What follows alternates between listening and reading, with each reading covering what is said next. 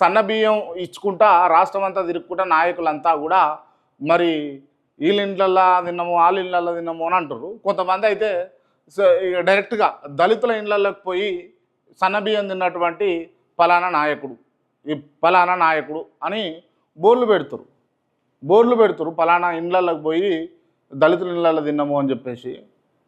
ఈ దళితులు ఇళ్ళల్లోకి పోయి తింటే ఓ పెద్ద కీర్తాయిగా, అంటే చేయరాని పని మేము చేసినవరా నాయన, చేయరాని పని చేయలేని పని అసలు ఎవరికి కాని పని మేము చేసినాము అని చెప్తున్నట్ట.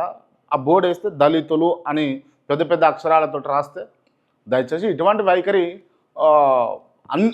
అందరూ మార్చుకోవాలి దీన్ని అని అన్నది నా ఉద్దేశం. సో ఎందుకు అని అంటే ఏదో ప్రత్యేకించి దళిత ముఖ్యమంత్రిని చేస్తాం, లేకపోతే దళిత స్పీకర్ ఉన్నాడు, ఎందుకు ఆ ట్యాగ్ ఎందుకు? రెడ్డి ముఖ్యమంత్రి ఉన్నాడు అని ఎవరన్నా అంటుర్రా? రెడ్డి ముఖ్యమంత్రిని చేసుకున్న తెలంగాణ రాష్ట్రం అని ఎవరన్నా అంటుర్రా? లేకపోతే ఇంకో సామాజిక వర్గానికి సంబంధించి ఫలానా మంత్రిని చేసుకున్నామని ఎవరన్నా అంటుండ్రా?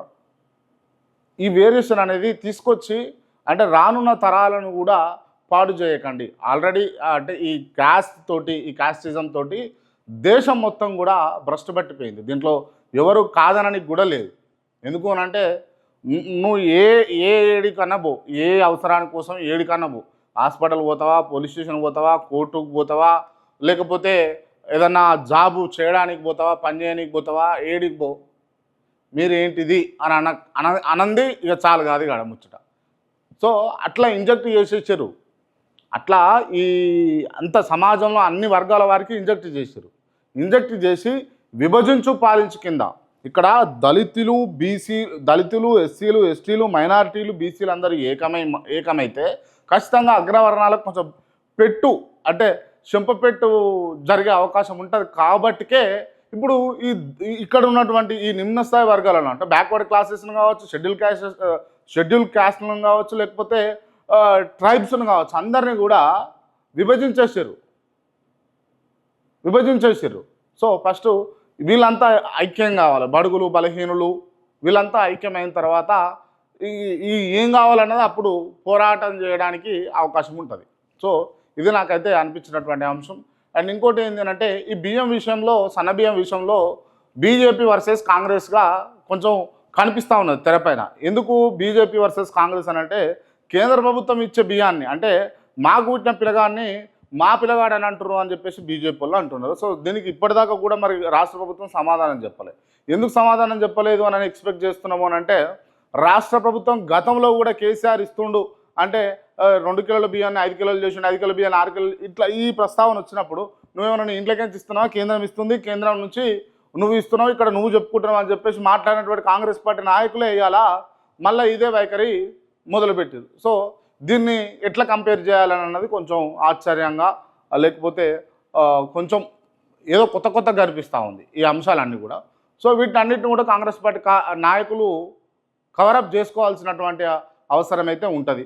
అండ్ మీరు ఇచ్చేటటువంటి సన్న బియ్యానికి పోయి ఇండ్లల్లో తిని ఈ ప్రచారం చేసుకొని, లేకపోతే ఈ ప్రాపగండా చేసుకొని ఇవన్నీ కాదండి.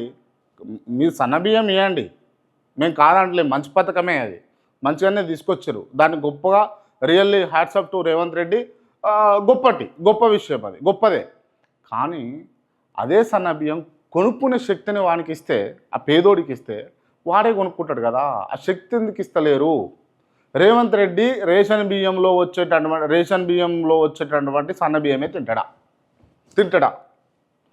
రేషన్ ద్వారా వస్తున్న సన్న బియ్యమే రేవంత్ రెడ్డి తింటాడా? రేషన్ ద్వారానే వస్తున్నటువంటి సన్న బియ్యం కేటీఆర్ తింటాడా? రేషన్ ద్వారానే వస్తున్నటువంటి సన్న బియ్యం కేసీఆర్కి ఇస్తాడా? రేషన్ ద్వారానే వస్తున్నటువంటి సన్న బియ్యం ఉత్తమ్ కుమార్ రెడ్డి తింటాడా, కోమటిరెడ్డి వెంకటరెడ్డి తింటాడా, సీతక్క తింటుందా, లేకపోతే కొండా సురేఖ తింటుందా, లేకపోతే ఉన్నారు కదా నాయకులంతా మంత్రులు కావాలి అనే కోరికతోటి ఉన్నోళ్ళు, ఎమ్మెల్యేలుగా గెలిచిన వాళ్ళు, ఎంపీలుగా గెలిచిన వాళ్ళు ఉన్నారు కదా, వాళ్ళు ఎవరన్నా తింటారా? ఎందుకు అంత ప్రచారం చేస్తారు? ఒక సామాన్యుడికి సగటుగా 1 లక్ష రూపాయలు నెలకు సంపాదించుకునే శక్తి ఇవ్వకుండా, ఉచితంగా విద్యను అందించకుండా, ఉచితంగా వైద్యాన్ని అందించకుండా మీరు ఈ ఉచితాలు చూపించి కిలో బియ్యము, ఉప్పు, పప్పు, కిరసనాయిలు గీ చూపించి ఓట్ల రాజకీయమే చేస్తూ ఉన్నారు.